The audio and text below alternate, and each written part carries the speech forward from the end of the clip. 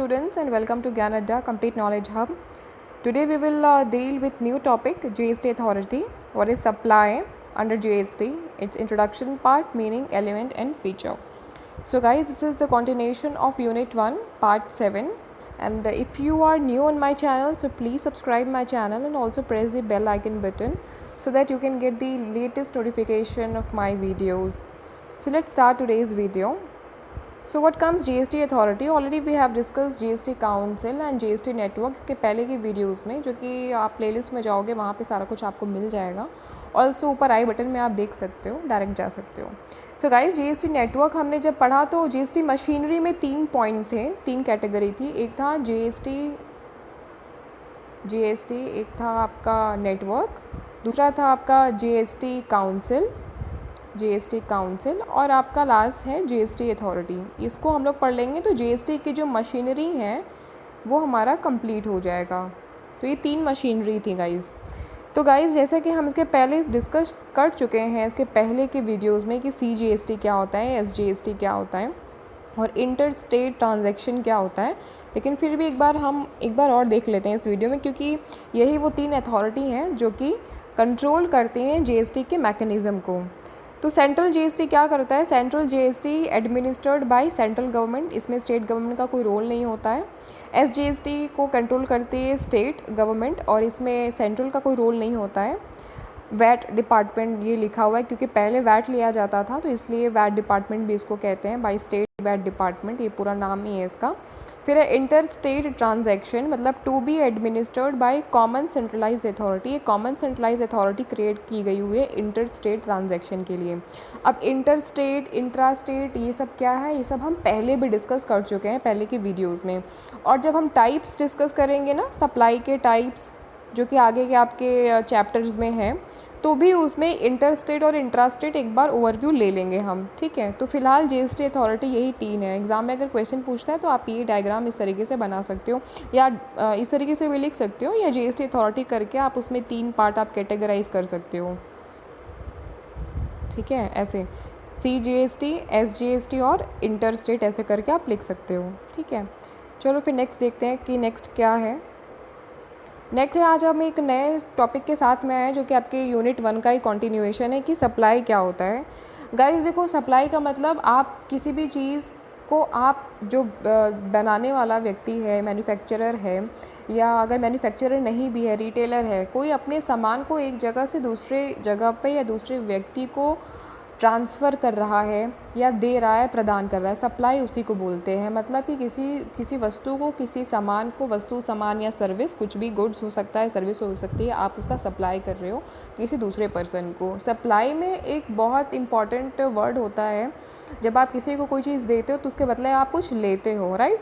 तो आप जो लेते हो उसको बोलते हैं मनी, लेकिन इसको फाइनेंशियल टर्म्स में या GST के टर्म्स में उसको कंसिडरेशन बोलते हैं, या लॉ के टर्म में उसको कंसिडरेशन बोलते हैं. मतलब something in exchange of supply, something in exchange of goods and services. So you take some money और you take some monetary profit, so that's called as consideration. उसको बोलते हैं मूल्य, पैसा. पैसे नहीं बोलते हैं उसको कंसिडरेशन बोलते हैं. बट लेते आप पैसा हो, बट उसको कंसिडरेशन बोलते हैं. ठीक है, तो ये तो आपको समझ में आ गया होगा कि सप्लाई का क्या मतलब होता है. कि जब आप कोई भी चीज़ एक जगह से दूसरी जगह ट्रांसफ़र करते हो या दूसरे व्यक्ति को देते हो तो उसको बोलते हैं सप्लाई, प्रदान करना.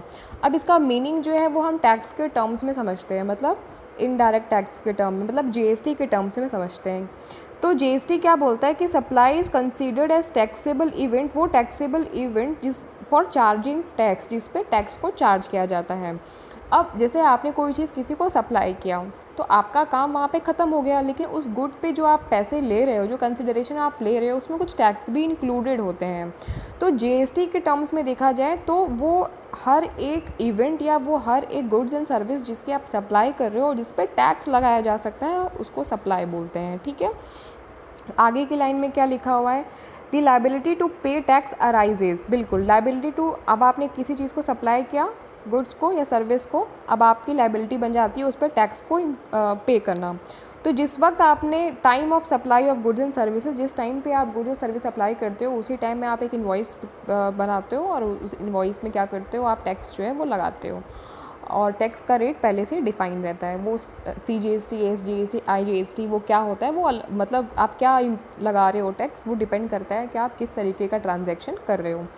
आगे क्या है कि सप्लाई इज़ डिफाइंड। अब इसका डेफिनेशन देखो, ये डेफिनेशन दिया गया हुआ है, ये डेफिनेशन है कि supply is defined to include all form of supply of goods और सर्विसेज सच एज सेल। चाहे आप सेलिंग कर रहे हो, कोई सामान खरीद रहे हो, ट्रांसफ़र कर रहे हो। ट्रांसफ़र कर रहे हो मतलब आपका सामान आप किसी को ओनरशिप ट्रांसफ़र कर रहे हो, ठीक है, या बार्टर कर रहे हो। बार्टर मतलब एक्सचेंज ऑफ कोमोडिटी, आप सामान के बदले सामान ले रहे हो, या कुछ और आप चीज़ एक्सचेंज कर रहे हो। लाइसेंस आप प्रोवाइड कर रहे हो, जैसे कि मेडिकल के लाइसेंस होते हैं, या गन बंदूक वगैरह के लाइसेंस होते हैं, फार्मास्यूटिकल कंपनीज़ के लाइसेंस, बहुत सारी चीज़ों के लाइसेंस होते हैं, ठीक है। रेंटल सर्विसेज आप प्रोवाइड कर रहे हो, आप कोई चीज़ लीज़ पे दे रहे हो, या कोई चीज़ आप डिस्पोजल कर रहे हो, ठीक है। मेड और अग्रीड, आपने चाहे ये सारा चीज़ कर दिया है या आप करने के लिए फ्यूचर में बात कर रहे हो कि आप करोगे फ्यूचर में, आपने एक टाइम बोल दिया कि मैं 1 महीने के बाद में आपको ये सामान दे दूँगा या इतना सामान भिजवा दूँगा। अब उसके बदले में आप क्या ले रहे हो, पैसे ले रहे हो, मतलब made for a consideration by a person, एक पर्सन के थ्रू ये सारी चीज़ें की जा रही हैं आप उसके बिज़नेस से रिलेटेड चीज़ों के लिए, ठीक है। एक वर्ड यहाँ पे जो वर्ड आया कंसिडरेशन, ये बहुत ही इंपॉर्टेंट वर्ड है गाइज, कंसिडरेशन, ठीक है। This is very important word because आप जो भी सामान ले रहे हो उसके बदले आप कुछ ले रहे हो, जो सामान दे रहे हो उसके बदले आप कुछ ले रहे हो, तो जो ले रहे हो उसको बोलते हैं money, but in the terms of GST and finance terms को कंसिडरेशन बोलते हैं लॉ के टर्म्स में। फिर आगे इट इंक्लूड्स इम्पोर्टेशन, चाहे आप सर्विसेज को इम्पोर्ट कर रहे हो, या कंसिडरेशन फॉर वेदर और not to course of further business, मतलब चाहे आप फ्यूचर में कोई बिज़नेस की डीलिंग कर रहे हो, उससे रिलेटेड कोई आप कंसिडरेशन ले रहे हो, चाहे आप इम्पोर्ट कर रहे हो सामान को, कुछ भी कर रहे हो, उसके बदले में आप कुछ ले रहे हो, तो उसको बोलते हैं, और उस पर टैक्स के लिए अगर वो एलिजिबल है तो उसको बोलते हैं सप्लाई। तो GST के अंदर में सप्लाई का जो कंसेप्ट है वो यही है। नेक्स्ट क्या है कि इसको थोड़ा सा फिगर से हमने यहाँ पे समझ लिया है कि क्या है, किस तरीके से किस सप्लाई की बात की जा रही है। तो गाइज़ आपने लीज़ वर्ड सुना होगा, आप ये फिगर देख लेना, 1 हो गया, 2 हो गया, 3 4 5 6 7 8 पॉइंट है, इसको याद कर लेना। और क्योंकि बहुत इजी सा है, एग्ज़ाम में सप्लाई से रिलेटेड एक लॉन्ग क्वेश्चन गाइस ज़रूर पूछेगा, पक्की बात है पूछेगा, 110% श्योर है कि पूछने वाला है सप्लाई में लॉन्ग क्वेश्चन। तो ये आप वहाँ पे डाल देना, पक्की बात है कि पूछेगा कि what is the meaning of supply, types, feature, ये सब पक्का पूछने वाला है, तो इसलिए आप इसको थोड़ा अच्छे से समझ लेना। अब आप क्या चीज़ सप्लाई कर रहे हो, आप लीज़ पे कोई सामान देते हो या लीज़ पे ज़मीन वगैरह देते हो, सुना होगा आपने कि लीज़ पे ज़मीन ली जा रही है, या लीज़ पे जो है कुछ कॉन्ट्रैक्ट वगैरह किया जा रहा है, माइंस वगैरह लीज़ पे दी जा रही है। तो ये वही लीज़ है जहाँ पे एक पीरियड ऑफ टाइम के लिए, सर्टेन पीरियड ऑफ टाइम के लिए राइट जो है वो ट्रांसफ़र कर दिया जाता है कि ज़मीन पे अब आपका अधिकार है, इतने समय तक आप इस ज़मीन पे काम कर सकते हो या इस माइन में काम कर सकते हो। तो यहाँ पे राइट का ट्रांसफ़र होता है, ट्रांसफरेशन ऑफ राइट्स, मतलब अधिकार का ट्रांसफ़र होता है एक पर्टिकुलर पीरियड ऑफ टाइम के लिए, विदाउट ट्रांसफ़र ऑफ टाइटल, मतलब वो ज़मीन रहेगी आपकी, मतलब आप टाइटल नहीं ट्रांसफ़र कर रहे हो, उसके ओनर आप ही रहोगे, बट उस पर काम करने का और उससे होने वाले प्रॉफिट का जो अधिकार है वो आप कुछ समय के लिए किसी और दूसरे व्यक्ति को ट्रांसफ़र कर रहे हो, उसको बोलते हैं लीज़। फिर हो गया एक्सचेंज। एक्सचेंज का मतलब सिंपल होता है कि transfer of equivalent with use of money, मतलब आप किसी चीज़ के बदले आप कोई चीज़ एक्सचेंज कर रहे हो, ठीक है, विथ यूज़ ऑफ मनी, आप पैसा ले रहे हो और आप सामान दे रहे हो, सिंपल सा है, आपने दुकान में गए, सामान लिया, पैसा दिया, सिंपल। एक्सचेंज का मतलब ये हो गया। लाइसेंस का मतलब हो गया कि परमिशन दिया जाता है कुछ चीज़ों में या कुछ सर्टेन प्रिविलेजेस लेने के लिए, जैसे कि फार्मास्यूटिकल जो कंपनी होती हैं वो लोग मेडिकल की दुकानें खोलने के लिए लाइसेंस वगैरह देती हैं, ठीक है। तो इस तरीके के जो लाइसेंस या परमिशन ग्रांट किए जाते हैं इसको बोलते हैं क्या, इसको बोलते हैं लाइसेंस प्रोवाइड करना। फिर हो गया सेल। सेल में क्या होता है कि सेल में transfer of ownership of goods, मतलब कि जो गुड्स की जो ओनरशिप है उसे ट्रांसफ़र किया जाता है। आप यहाँ पे गुड्स तो दे रहे थे कि आपने कार दे दिया किसी को, तो आपने कार की ओनरशिप भी दे दिया, आपने सेल कर दिया वहाँ पे, ठीक है। और है फिर आगे है ट्रांसफ़र। ट्रांसफ़र में क्या लिखा हुआ है कि transfer of goods right in goods without transfer of title, मतलब आप गुड्स को ट्रांसफ़र कर रहे हो या मतलब उस उस पर्टिकुलर सामान का जो अधिकार है वो एक दूसरे व्यक्ति को दे रहे हो, लेकिन आप विदाउट ट्रांसफ़र ऑफ टाइटल, मतलब वो जैसे कि लोग बोलते हैं ना ज़मीन को ट्रांसफ़र कर देना, मैंने अपनी ज़मीन को अपने किसी दोस्त को ट्रांसफ़र कर दी, लेकिन ट्रांसफ़र कर दी लेकिन वो बेच नहीं सकता है। क्यों? क्योंकि उस पर मेरा आज भी अधिकार है। तो मेरा जो टाइटल है वो मैंने ट्रांसफ़र नहीं किया है, मैंने उस ज़मीन को ट्रांसफ़र किया हुआ है उसको, ठीक है। तो ये बात हो गई। फिर है बार्टर। बार्टर का मतलब आपने पढ़ा होगा कि किसी वस्तु के बदले में कोई वस्तु प्रदान करना, मतलब आप दाल के बदले चावल ले रहे हो, या आप कार के बदले आप कोई दूसरी कार ले रहे हो, ठीक है। तो exchange of one commodity with another without money, मतलब आप यहाँ पे पैसे नहीं ले रहे हो, आप सिर्फ कोमोडिटी को एक्सचेंज कर रहे हो, you are not taking money, you are taking सामान, कोमोडिटी। रेंटल क्या है? रेंट भी यही होता है जैसे कि आप घर वगैरह रेंट पे चढ़ा देते हो, या कोई आप पर्टिकुलर पीरियड के लिए, टाइम के लिए आप किसी दूसरे की प्रॉपर्टी को रेंट पे ले लेते हो, है ना। उस पर आप कुछ काम वाम करते हो। जैसे दुकान, लोग अक्सर आपने सुना होगा कि लोग आपके आसपास बहुत सारे ऐसे लोग होंगे जिन्होंने दुकान जगह रेंट पे ली होगी, उसका रेंट वो पे करते होंगे। तो इन सब जगह पे भी जो है टैक्स गिरते हैं, टैक्स बनते हैं। तो इसका ये पूरा सप्लाई का पार्ट है। सप्लाई मतलब किस चीज़ की सप्लाई? सप्लाई ऑफ लीज, चाहे आप लीज सप्लाई कर रहे हो, फिर आप ट्रांसफ़र कर रहे हो कोई सामान, बार्टर कर रहे हो, एक्सचेंज कर रहे हो, लाइसेंस ले रहे हो, सेल कर रहे हो, रेंटल कर रहे हो, डिस्पोजल कर रहे हो। डिस्पोजल मतलब टू पार्ट और एलिनिएट, मतलब किसी चीज़ को अलग कर रहे हो आप। टू पार्ट विथ और एलिनेट। एलिनेट का मतलब होता है अलग थलग कर देना, सेपरेट कर देना। आप किसी चीज़ को सेपरेट कर रहे हो, आपने प्रॉपर्टी को आपने क्या किया, डिवाइड कर दिया, सेपरेट कर दिया, तो आप उसका भी एक चार्ज जो है वो पे करते हो। तो बहुत सारी चीज़ें होती हैं। तो ये सारे तो जीएसटी सप्लाई के कुछ इंपॉर्टेंट टूल्स बोल सकते हो, पार्ट्स बोल सकते हो, या जीएसटी का कंसेप्ट भी बोल सकते हो।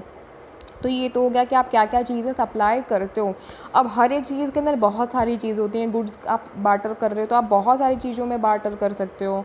तो उस पर हम नहीं जाएंगे, बेसिक सा हम एक समझ लेते हैं कि क्या है। इसका स्क्रीनशॉट ले लेना और लिख भी लेना ज़रूर से। कुछ इसके एलिमेंट्स मैंने यहाँ पे आपको बताए हुए हैं। कुछ इंपॉर्टेंट एलिमेंट हैं कि सप्लाई में ये दो चीज़ बहुत, इनके बिना सप्लाई का कंसेप्ट एग्जिस्ट ही नहीं करता है।